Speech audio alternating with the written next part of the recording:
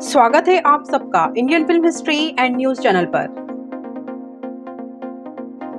लोकसभा चुनाव 2024 के मद्देनजर तमाम प्रत्याशियों ने नामांकन पत्र दाखिल करने के दौरान अपनी चल अचल संपत्ति का खुलासा किया है।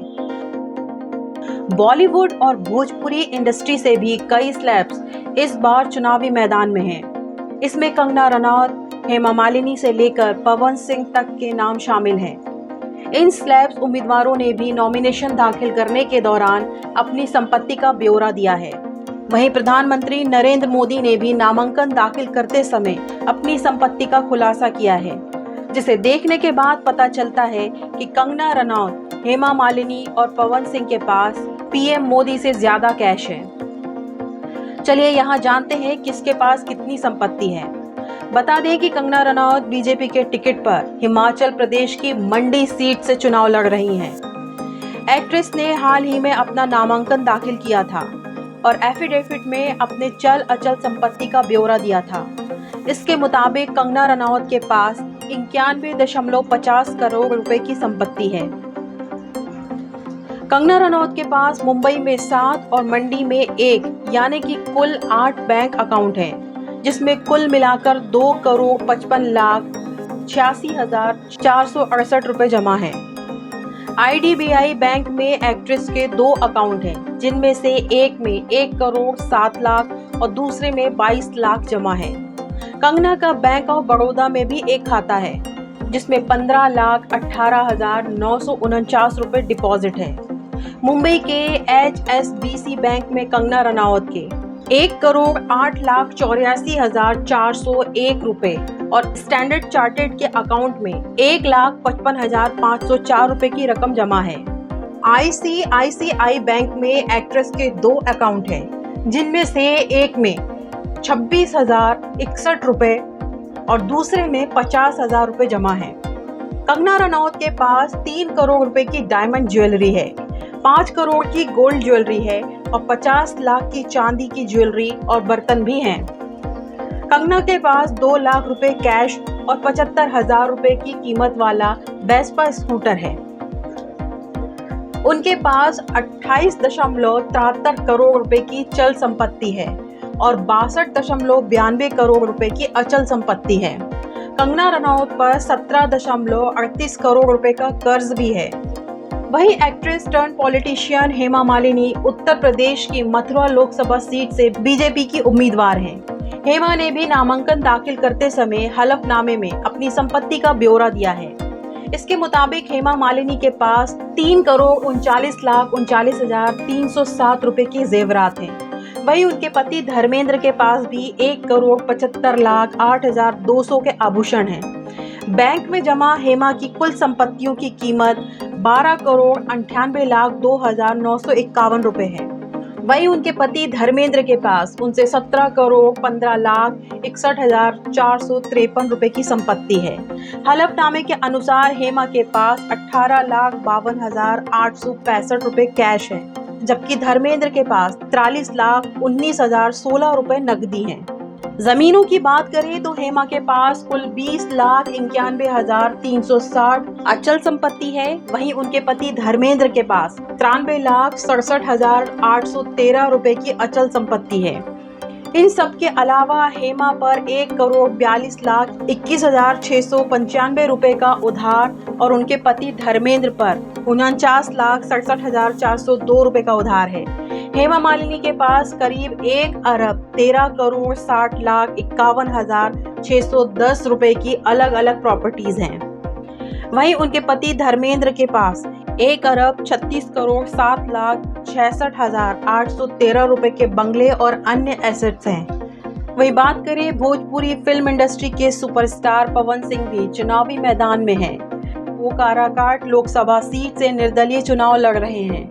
नामांकन के दौरान भोजपुरी स्टार ने भी अपनी चल अचल संपत्ति का ब्यौरा दिया है। इसके मुताबिक पवन सिंह की चल संपत्ति 5,04,93,819 रुपए है, जबकि अचल संपत्ति 10,31,38,840 रुपए है। पवन सिंह के पास 60,000 रुपए कैश है। पवन सिंह और उनकी कंपनी की कुल संपत्ति 2,60,10,237 रुपए है। वहीं भोजपुरी स्टार के पास 31,04,000 के गहने हैं। उनके पास 66,39,428 रुपए का इंश्योरेंस है। वहीं उन पर 1 करोड़ रुपए का कर्ज भी है। पवन सिंह के पास मुंबई और लखनऊ में फ्लैट हैं, जिनकी कुल कीमत लगभग 6.5 करोड़ रुपए है। पवन सिंह की चल संपत्ति 5,04,93,819 रुपए है। वहीं अचल संपत्ति 10,31,38,840 रुपए है।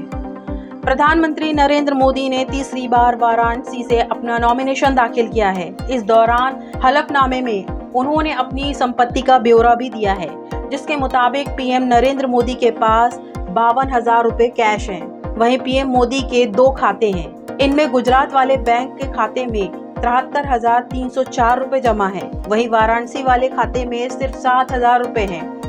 SBI में ही पीएम मोदी की 2,85,60,338 रुपए की FD भी है। प्रधानमंत्री नरेंद्र मोदी ने नेशनल सेविंग सर्टिफिकेट में भी 9,12,000 रुपए का निवेश किया है। चल संपत्ति में उनके पास सोने की 4 अंगूठियां हैं, जिनकी कीमत 2,67,750 रुपए है। प्रधानमंत्री मोदी के हलफनामे के मुताबिक उनके पास ना तो कोई घर है और ना ही कोई जमीन। ऐसे में उनकी कुल संपत्ति 3,02,06,889 रुपए है।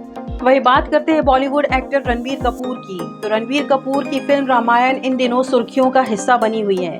इस फिल्म को लेकर आए दिन कोई ना कोई अपडेट आता रहता है, जिसकी वजह से इसे लेकर लोगों में बज़ बना हुआ है। अब फिल्म के बजट को लेकर अपडेट सामने आया है, जिसे सुनने के बाद हर कोई चौंक जाएगा।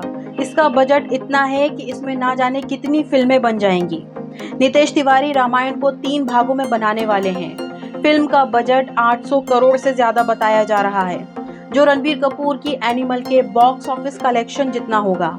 रामायण की बात करें तो इसमें रणबीर भगवान राम और साई पल्लवी माता सीता के किरदार में नजर आएंगी। रिपोर्ट्स की माने तो नितेश तिवारी रामायण के पहले पार्ट पर 835 करोड़ रुपए खर्च करने वाले हैं। एक रिपोर्ट के मुताबिक नितेश तिवारी की रामायण पार्ट 1 का बजट करीब 835 करोड़ है। वो इस बजट को फ्रेंचाइजी के साथ बढ़ाने वाले हैं। इस फिल्म के पोस्ट प्रोडक्शन में 600 दिन लगेंगे। इतने दिन शूट से ही समझा जा सकता है कि फिल्म को बनाने में कितना पैसा लगने वाला है। इस फिल्म के जरिए नितेश तिवारी का इंडियन सिनेमा को ग्लोबल लेवल पर ले जाने का आइडिया है। इस फिल्म के को प्रोड्यूसर यश हैं। यश फिल्म में रावण के किरदार में नजर आने वाले हैं। बजट की खबर सामने आने के कुछ ही दिन बाद पता चला कि रामायण कानूनी पचड़े में फंस गई है।